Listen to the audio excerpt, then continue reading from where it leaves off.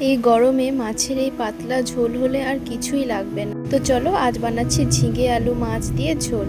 তো প্রথমেই কড়াটা ভালো করে গরম করে ওর মধ্যে পরিমাণ মতো তেল দিয়ে তারপরে মাছের পিসগুলোকে ভেজে, তোমরা চাইলে কড়া করেও ভাজতে পারো বা হালকা করেও ভাজতে পারো। আমি একটু কড়া করে ভাজাটাই বেশি পছন্দ করি।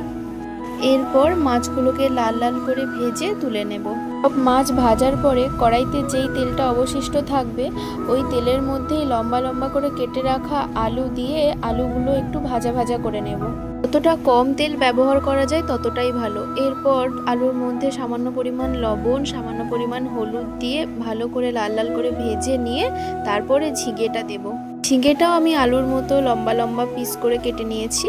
তোমরা চাইলে ঝিঙেটা আলাদাও ভাজতে পারো, আমি আলুর সাথে দিয়েই ভেজেছি। ঝিঙে প্রচুর তেল টেনে নেয়, কড়াইতে যা তেল ছিল সমস্ত তেলই ঝিঙেতে চলে গেছে।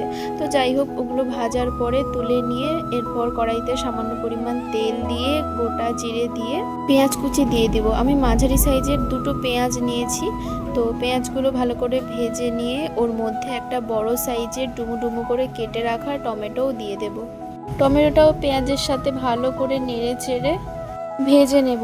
এরপর আদা বাটা 1 চামচ দিয়ে ওটাও হালকা ভাজা ভাজা করে নেব। এখানে আমি হাফ চামচ রসুনও দিয়েছি। রসুনটা অপশনাল, তোমরা চাইলে দিতেও পারো নাও দিতে পারো। তো রসুনটাও ভালো করে ভাজা ভাজা করে একটা ছোট বাটিতে সামান্য পরিমাণ জল দিয়ে ওর মধ্যে হাফ চামচ লঙ্কা গুঁড়ো, সামান্য পরিমাণ লবণ, একটু হলুদ দিয়ে ভালো করে মিক্সড করে ওই মশলা গোলা জলটা কড়াইতে দিয়ে দেব।